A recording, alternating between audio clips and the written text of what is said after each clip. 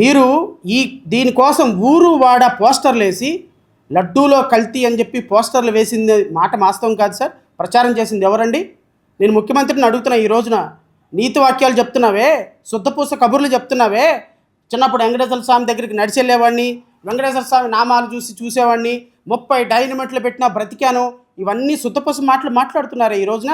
వెంకటేశ్వర స్వామి మీద నిజంగా మీకు భక్తి ఉన్నట్టయితే, వెంకటేశ్వర స్వామి మీ ఇలవేలు పైనట్టయితే, వెంకటేశ్వర స్వామి భక్తి వారి యొక్క ఆశీస్సులతోనే ఈరోజు మీ బ్రతికిన మాట మీరు మీ మనసులో నుంచి వస్తే, ఈరోజు వెంకటేశ్వర స్వామి కల్తీ నెయ్యిలో పంది కొవ్వు ఎద్దు కొవ్వు కలిసింది అని చెప్పిన పవన్ కళ్యాణ్ మీద మీరు యాక్షన్ తీసుకోకుండా ఈరోజు మీ మీడియా ద్వారా మీ ఎజెండాను మోపిస్తూ ఊరు వాడ మీరు సిట్ రిపోర్ట్ను కూడా నమ్మకుండా, సిబిఐ రిపోర్ట్ను కూడా నమ్మకుండా, సుప్రీంకోర్టును కూడా నమ్మకుండా మీరు ఊరు వాడ వాల్ పోస్టర్లు లేపించి ప్రచారం చేపించిన దాన్ని ఏ విధంగా జస్టిఫై చేసుకుంటారు ముఖ్యమంత్రి గారు?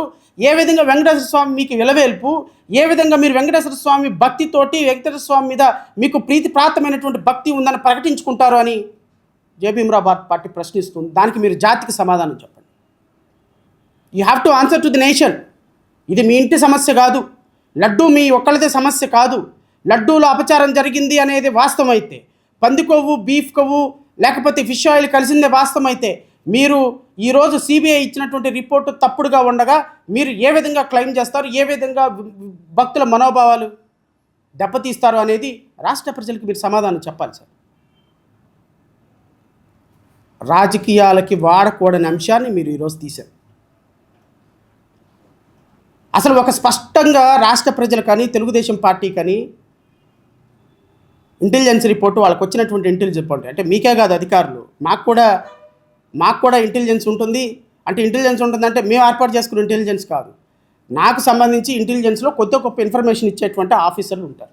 ఎందుకంటే మేము మంచి కోసం పోరాటం చేస్తున్నాం, మీరు చెడుని రిప్రజెంట్ చేస్తూ రాష్ట్రంని సర్వనాశనం చేయడానికి మీరు ఉంటారు. కాబట్టి ఎక్కడో ఒక మంచి ఆఫీసర్లు ఉంటారు, ఖచ్చితంగా ఉంటారు. ఇంటెలిజెన్స్లో మంచి ఆఫీసర్లు ఉంటారు. అక్కడ ఏం జరుగుతుంది, ఏమి డిస్కషన్ జరుగుతుందని మాలాంటి వాళ్ళకి చేరవేసేటువంటి కొద్దో గొప్ప నిజాయితీ కలిగిన ఆఫీసర్లు, సమాజం బాగుండాలనే ఆఫీసర్లు ఉంటారు. కాబట్టి మాకున్నటువంటి ఆఫీసులు ఇచ్చినటువంటి ఇన్ఫర్మేషన్, లడ్డూ విషయంలో పవన్ కళ్యాణ్, చంద్రబాబు నాయుడు అట్టడుగు స్థాయికి వెళ్ళిపోయినారు. హిందువుల మొత్తంలో శ్రీవారి భక్తుల మనసుల్లో వీళ్ళు శ్రీవారి ప్రసాదాన్ని కలుషితం చేశారు అనే ప్రచారాన్ని చేయటానికి వీళ్ళ సాయశక్తులు పడుతున్నారు అనేటువంటి ప్రచారం రూట్ లెవెల్కి వెళ్ళిపోయింది.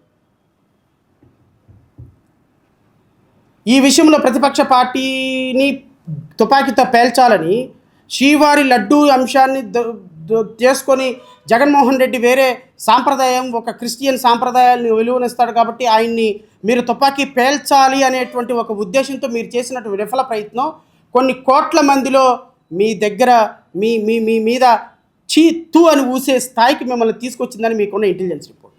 అందుకోసమనే చరిత్రలో మొట్టమొదటిసారిగా మీ అందరూ బిక్క మొఖాలు వేసుకొని, మీ అందరూ పేల ముఖం వేసుకొని, మీ 8 మంది మంత్రులతో పాటుగా ఏం మాట్లాడుతున్నాం, ఎలా మాట్లాడుతున్నాం అర్థం కాకుండా ఒక్కొక్కళ్ళు ముఖాలు మార్చుకొని ఈరోజు రాష్ట్ర ప్రజలకి క్షమాపణ చెప్పడానికి కారణం ఏంటి అంటే మీలో పశ్చాత్తాపం మొదలయ్యింది.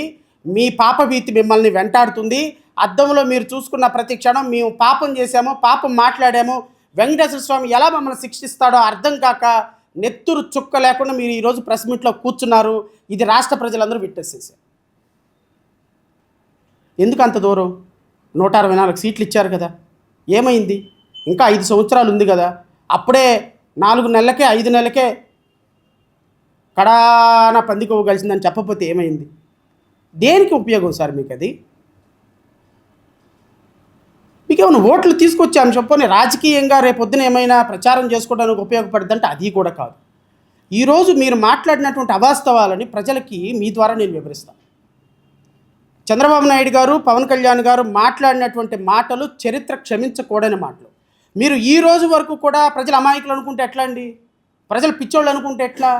ప్రజలు తెలివిలో తక్కువ వాళ్ళు అనుకుంటే ఎట్లా? అంటే మీకు ఓట్లు వేశారు కాబట్టి వాళ్ళు తిక్కలోళ్ళ, మీకు ఓట్లు వేశారు కాబట్టి వాళ్ళు అమాయకుల, మీరు 4 డ్యాన్సులు వేయగానే ఏళ్ళు వేశారు కాబట్టి 4 విజిట్ మీకున్నటువంటి అభిమానులు వేళ్ళు వేశారు కాబట్టి మీరు ఏం చెప్పినా నమ్ముతారు అనుకుంటారా? తప్పు సార్ పవన్ కళ్యాణ్ గారు, అది కాదు, కరెక్ట్ కాదు అది.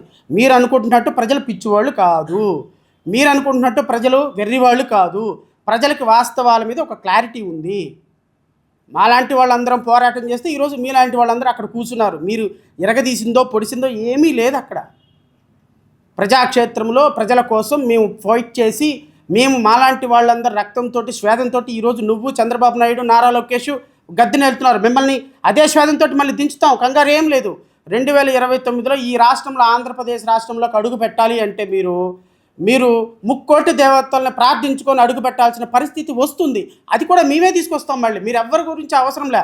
మిమ్మల్ని ఏ విధంగా అయితే అధికారంలో పెట్టామో, ఏ విధంగా అయితే గత ప్రభుత్వం మీద మేము అధికారం కోసం పోరాటం చేసి గత ప్రభుత్వం మీద ప్రజల్లో వ్యతిరేకత సృష్టించామో, అదే విధంగా ప్రభుత్వ పథకాల మీద, ప్రభుత్వంలో చేస్తున్న అవినీతి మీద మళ్ళీ మిమ్మల్ని గద్దె దించే కార్యక్రమం మేమే చేస్తాం. మీరు ఏ విధంగానూ ఆలోచించాల్సిన అవసరం లేదు. మిమ్మల్ని పొలిమేరల దాకా తరిమి కొట్టేంత వరకు జడా శ్రవణ్ కుమార్ లాంటి ప్రజాస్వామ్యవాదులు, ప్రజల కోసం పోరాడేవాళ్ళు ఈ రాష్ట్రంలో వాళ్ళ పోరాటాన్ని ఆపరు.